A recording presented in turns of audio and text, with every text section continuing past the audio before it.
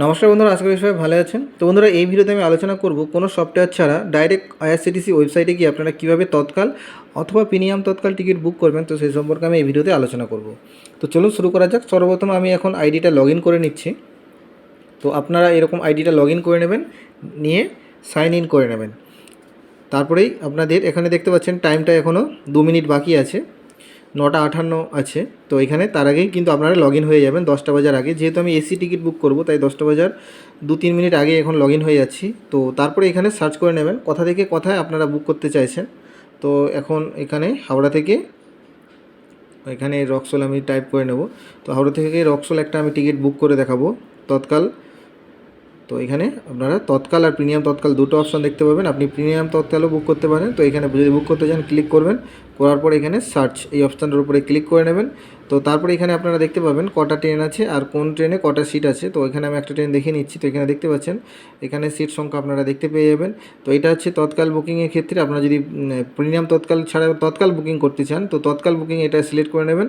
তো এখানে সার্চ করবেন। তো তারপরেই দেখতে পাবেন এখানে আবার সার্চ করবেন কটা সিট আছে। এখানে দেখতে পাবেন এখানে বেশি সিট আছে। তো আমি এখন এখানে তৎকাল বুক করব। তো এখন বুকের অপশানটা খুলবে না, কারণ এখনও 10টা বাজেনি, আর 1 মিনিট বাকি আছে। তো যখনই এখানে 10টা বেজে যাবে তখনই কিন্তু এখান থেকে বুক নাও অপশানটা চালু হয়ে যাবে, তারপরেই কিন্তু বুক করতে পারবেন। তো আমি এখন বুক করে আপনাদেরকে দেখিয়ে দেবো একটা টিকিট আমি এখন বুক করব। তো কোনো স্কিপ করব না ভিডিওটা, আপনারা লাইভ দেখতে থাকুন। তো কীভাবে বুক করব, তো সেমভাবে আপনারাও বুক করবেন। তো আপনারাও কিন্তু নিজেই কিন্তু তৎকাল অথবা প্রিমিয়াম তৎকাল এইভাবেই কিন্তু টিকিটটা বুক করতে পারবেন। তো চলুন আপনারা ভিডিওটা বিনা স্কিপ করে আমি এখন আপনাদেরকে দেখিয়ে দিচ্ছি। তো 10টা বাজুক, তারপরে কিন্তু আমি বুক করে দেখিয়ে দেবো। তো ভিডিওটা যদি ভালো লাগে অবশ্যই একটি লাইক করে দেবেন, এবং চ্যানেলে যারা প্রথমে এসেছেন অবশ্যই চ্যানেলটিকে সাবস্ক্রাইব করে নেবেন এইরকমই ভিডিও দেখার জন্য।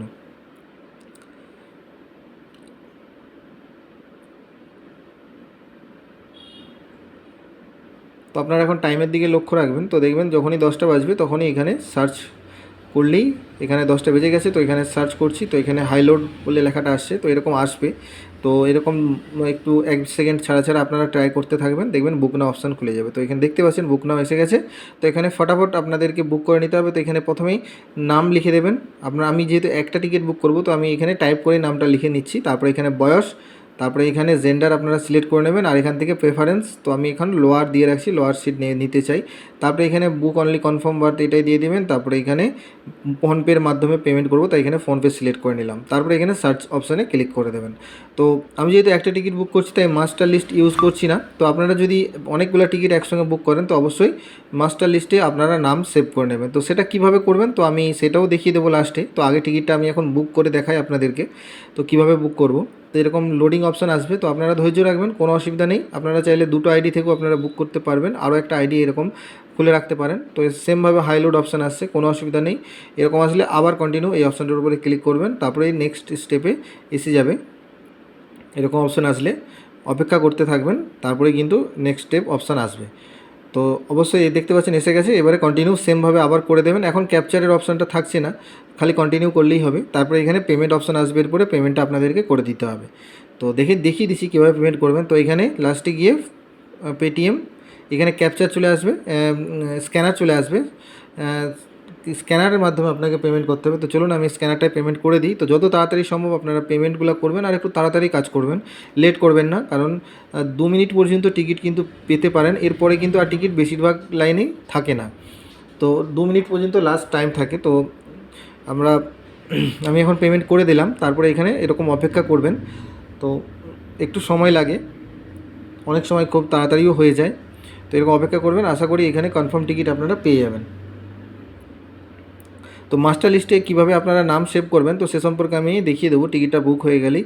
তো সেখানে আপনারা একসঙ্গে যত খুশি নাম সেভ করে রাখতে পারেন। তো তখনের ক্ষেত্রে কিন্তু বুকিংয়ে আপনাদের খুব সুবিধা হবে, কারণ একটা বুকিং বলে আমি নামটা লিখলাম, কিন্তু যখন অনেকগুলো বুকিং হবে তখন কিন্তু নাম আপনারা লিখতে গেলে অনেক সময় চলে যাবে। তো দেখতে পাচ্ছেন বুকিং কনফার্ম হয়ে গেছে। তো এখানে স্কিপ করে দেবেন। তারপরে এখান থেকে টিকিটটা প্রিন্ট করতে চাইলে এখানে প্রিন্ট অপশানে যাবেন। তো এখানে টিকিটটা দেখবেন খুলে যাবে। তো এই টিকিটটাই আপনারা প্রিন্ট করে বা মোবাইলে পিডিএফ দেখালেও চলবে, অনলাইন টিকিট অসুবিধা নেই, আপনারা মোবাইলেও দেখাতে পারবেন, তাতে কোনো সমস্যা হবে না। তো এই যে টিকিট, এই টিকিটটাই কিন্তু কনফার্ম টিকিট। এখানে সিট নাম্বার আর সমস্ত কিছু পেয়ে যাবেন।